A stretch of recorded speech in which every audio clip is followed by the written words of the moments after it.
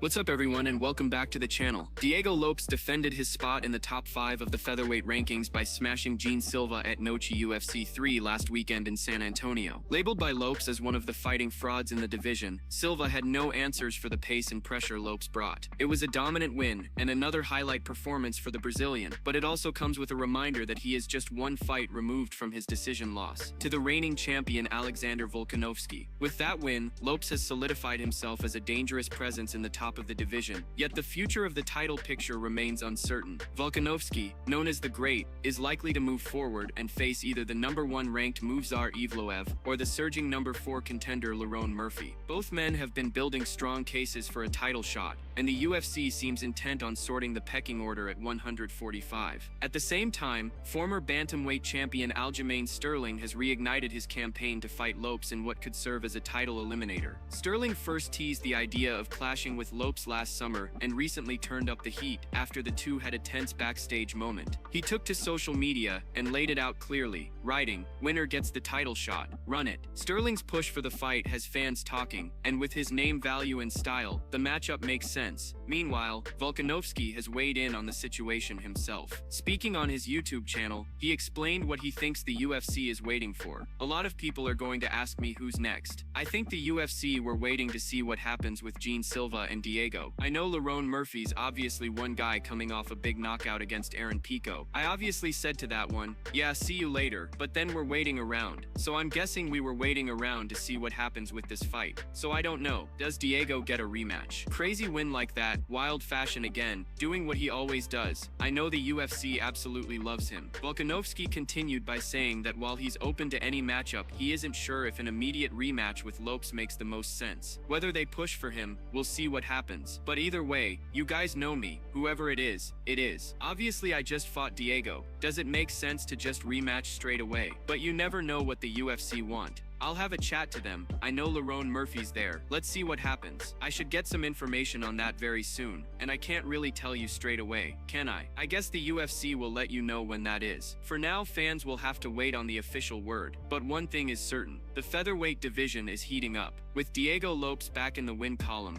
Sterling pushing for his shot, and contenders like Evloev and Murphy waiting in line, the 145-pound title picture is as competitive as ever. Volkanovski is expected to make his return in late 2025 or early 2026, and whoever gets the nod will be stepping into one of the most anticipated fights in the division. Before moving to the next news, we have one quick request for you. We are constantly working on improving our content to earn your love and support. That is why we truly appreciate it if you could take just a moment to leave a like on this video. Subscribe to the channel and hit the bell icon so you never miss an update here on MMA Pulse News. Moving on to another news, Alex Pereira has fired back at Magomed Ankalaev and his critics ahead of their highly anticipated rematch at UFC 320. In a recent appearance with MMA Junkie, Pereira spoke openly about his mindset, his preparation, and the importance of this fight. After losing his light heavyweight title to Ankalaev at UFC 313, many were curious to see how Pereira would respond. According to his camp, he has taken this rematch more seriously than any other fight in his career. Over the past few weeks, Pereira has been flooding social media with training clips. He has been drilling wrestling defense, focusing on takedown prevention, and spending countless hours working on the mats. His goal is clear: to shut down Ankalaev's wrestling-heavy game plan and make sure he's ready for everything that comes his way. While the physical preparation is intense, the mental edge has been just as sharp. Ankalaev has been vocal, claiming Pereira is done at light heavyweight and past his prime. Pereira, however, has been quick to fire back. He insists no one really cares about Ankalaev as champion and that all eyes will be back on him once he reclaims the belt. Beyond this rematch, Pereira has also hinted at bigger plans for the future. The possibility of moving up to heavyweight remains on his radar. While he admitted that the idea was more serious at one point, and even entertained by John Jones, Pereira now sees it as something that may come later rather than sooner. For now, his focus is on light heavyweight and proving to the world that he is still one of the most dangerous fighters in the game. In his own words, Pereira explained why the break after his loss was crucial. "I needed this rest to recover my body. They'll see it was the best decision. It wasn't complicated. As soon as I finished that fight, I knew I'd have the immediate rematch. I just needed to let my body heal. 4 fights in less than a year left me very injured. Those fights, all high-level clashes against the best in the world, had taken a toll. The time off gave him a chance to reset, recover, and sharpen his weapons. Addressing Chimaev's recent comments, Pereira made it clear he isn't interested in engaging on social media. He uses my name to get attention because nobody really knows he's a champion. I don't reply, retweet, or do anything. I won't give him that platform. I fight as if nothing happened, like it's the first time. I fight for myself first, to show I'm better than him. I think the story will be over. It's out of my control. That's up to the UFC. As for the heavyweight talk, Pereira admitted it was more of a fun idea. The heavyweight idea might come later. It was a fun idea at the time, and Jones even said it was possible, but now it's a bit difficult. It is what it is. With Pereira locked in and Chimaev talking trash and the belt on the line once again, this fight has become one of the most anticipated rematches of 2025. For Pereira, it's not just about redemption, it's about re-establishing himself as the dominant force in the division and reminding the world why he's still at the very top.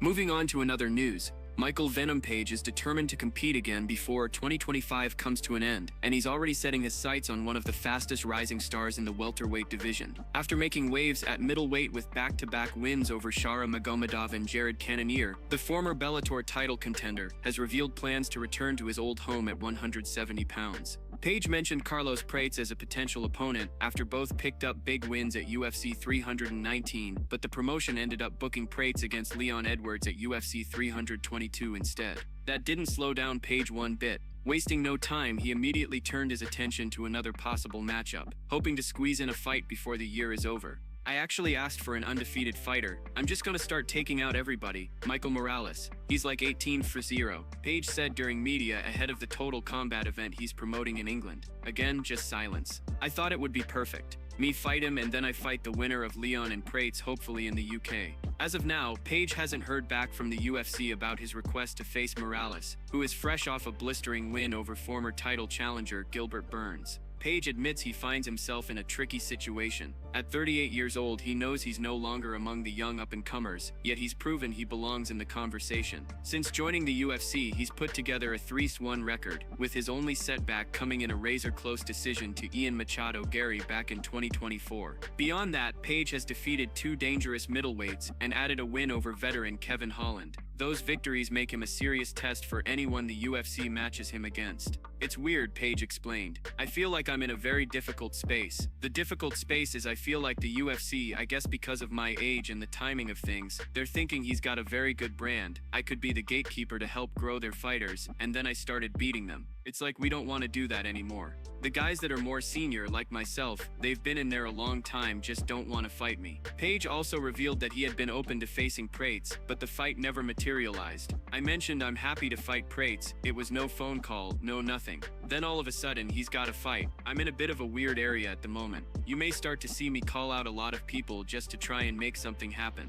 Ideally, Page would like to fight again in the United Kingdom in 2026, but he doesn't expect the UFC to return there until at least March. If that timeline holds, it would leave him on the sidelines for nearly 7 months. That's why he's pushing to get another fight booked before 2025 is over. I just want to get one more on this side of the year before the new year, Page said. But I don't really see that many people's hands up. Let's see what happens. They always come back to the UK in March. This is why I want to get one more in before the end of this year. I know if I don't get a fight now, they're going to make me wait until March, and I want to be active. I'm just pushing to try and get anything going. Moving on to another news. Team Khamzat has finally broken silence on who they believe would be his toughest next opponent and the most deserving contender at middleweight. Gilbert Burns, one of Khamzat's former opponents, shared an interesting story during a recent podcast with Renato Muceno. Burns revealed that he recently ran into Khamzat's jiu-jitsu coach and decided to pick his brain about the landscape at 185. According to Burns, the coach didn't hesitate to name the fighter he thinks poses the biggest challenge to Khamzat, and surprisingly, it's not Nasruddin Imavov. Before revealing the name, Burns gave his own take on Imavov's chances against Khamzat. He, along with Muceno, made it clear that they don't think Imavov stands much of a chance against the newly crowned champion. While Imavov is undeniably a solid and skilled fighter, the gap between him and Khamzat looks massive when you really analyze it. Burns pointed out Imavov's performance against Sean Strickland as an example. Even though Strickland is primarily known for his striking, he was able to take Imavov down with relative ease. That fact alone raises big red flags when discussing a matchup with someone like Khamzat. Burns noted that when you start applying MMA math, things look even worse for Imavov. While MMA math doesn't always give the full story, in this case, it highlights the obvious difference. To even stand a chance against Khamzat, you need elite-level grappling, incredible takedown defense, and the ability to scramble non-stop. That is simply not Imavov's strength. His striking is clean, but against Khamzat, who thrives on overwhelming pressure and relentless wrestling, it would be a nightmare scenario. When Burns asked Khamzat's coach directly who he believes would be the hardest fight for his fighter, the coach gave a very clear answer. He said it was RDR. He explained that they had already studied everyone in the division extensively, breaking down hours of footage, but RDR stood out as the most dangerous challenge. Burns even mentioned that the coach has entire libraries of fight videos stored on his computer, studying each contender in depth. At first, they thought perhaps fluffy Anthony Hernandez would be the toughest stylistic matchup, but after breaking down his game, they changed their minds. The coach admitted Fluffy has a lot of heart, incredible cardio, and never seems to gas out, but his takedown defense isn't the strongest. He doesn't necessarily quit, but once taken down, he struggles to get back to his feet. Against Khamzat, that would be a recipe for disaster. While Fluffy's durability makes him difficult to put away, the coach believed Khamzat would eventually break him down and finish him. Burns added that when you look at fights like Brendan Allen versus Fluffy, it shows plenty of back and forth, with takedowns, reversals, and exchanges on the mat. But against Khamzat, there would be no back and forth, it would simply be domination. For Khamzat's coach, the reality is clear: Fluffy could be handled, Imavov doesn't stand a chance, but RDR, with his experience, grappling pedigree, and ability to neutralize pressure, is the one true nightmare matchup for Khamzat. In the end, Burns and Moicano both agreed. While Khamzat is on top of the division and tearing through contenders, RDR remains the name that Team Khamzat sees as the toughest and most deserving challenge moving forward.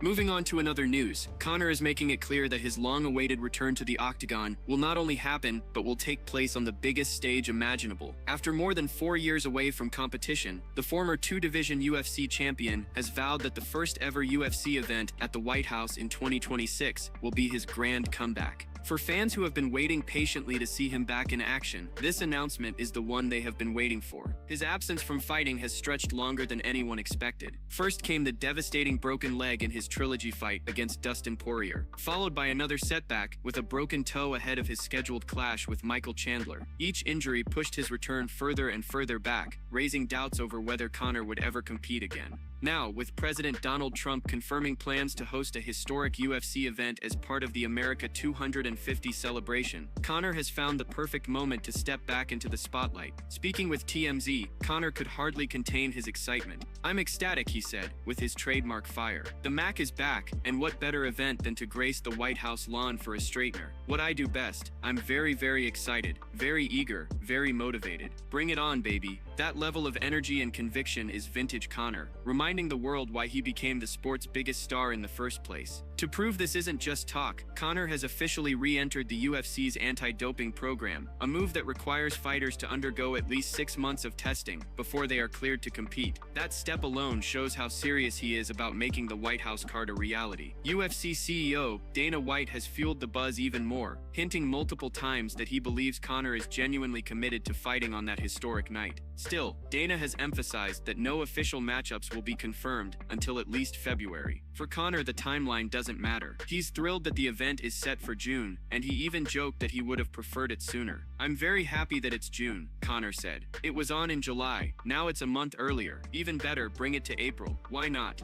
Let's celebrate the birthday early. I celebrate my birthday months in advance." He punctuated his excitement with full confidence, declaring, "That's definitely my event for sure. That's my event. That's my event for sure." Although he hasn't named an opponent, one name continues to resurface, and that is Michael Chandler. The two coached against each other on The Ultimate Fighter, but their rivalry has never been settled inside the cage. Chandler has openly expressed his desire to finally face Conor, and there is no question that their matchup would be a blockbuster main event, worthy of the White House stage. Whatever the final booking turns out to be, Conor has already set the tone. The White House card will mark his return, his moment, and his chance to remind the world why he remains the biggest draw in MMA. The Mac is back, and he is promising to make history once again. Moving on to another news, just weeks before one of the biggest rematches of the year, where Alex Pereira takes on Magomed Ankalaev at UFC 320 to try and reclaim his belt, the light heavyweight division has another massive matchup that could decide the future of 205. Carlos Ulberg is set to clash with Dominic Reyes in a fight that carries serious title implications. Ulberg has been on fire, quickly emerging as one of the hottest rising prospects in the division. His clean striking, sharp fight IQ, and steady rise through the rankings have made him look every bit like a future contender. A win here could catapult him straight into title contention, putting his name right next to Pereira, Ankalaev, Jiri Prochazka, and others at the top of the division. But he's not walking into an easy fight. Across from him stands Dominic Reyes, a man who once pushed Jon Jones to the brink and looked like he might be the one to finally dethrone the long-reigning champion. Reyes then went through the toughest stretch of his career, suffering a brutal losing skid that made many question if he would ever bounce back. However, Reyes proved the doubters wrong. He has now strung together 3 straight wins, showing resilience, improved composure, and the hunger of a man chasing gold once again. For Reyes, this isn't just another fight, it's another chance to climb back to the very top. Big John McCarthy and Josh Thompson weighed in on this matchup, and interestingly, both are leaning toward Reyes. They believe his experience, his momentum, and his ability to wrestle could be enough to halt Ulberg's rise in its tracks. Big John pointed out that Reyes has an underrated wrestling game, something that could play a major factor against a striker like Ulberg. While Ulberg thrives when he can dictate range, Reyes has shown in the past that he can mix things up, and if he fights smart, he could make this a very difficult night for the surging contender. Josh Thompson added that the light heavyweight division doesn't have as much depth as other weight classes, so fights like this carry extra weight. A big win could propel either man straight into the title conversation. For Ulberg, it's the chance to prove he belongs among the elite. For Reyes, it's about proving he is truly back, reminding everyone why he once looked like a future champion. Thompson also noted that stylistically, Reyes brings a body type and style that can cause unique problems. With shorter legs and a longer upper body, he can apply strong top control and still do damage from dominant positions. At the same time, both John and Thompson cautioned that Reyes has at times been guilty of not fighting smart, allowing opportunities to slip away. Against someone as dangerous and disciplined as Ulberg, that margin for error is razor thin. Still, the consensus from both was that this fight is evenly matched, with Reyes' momentum and wrestling giving him a real edge heading into fight night. That's it from MMA Pulse News. Thanks for watching. Don't forget to leave a like and subscribe for daily MMA news.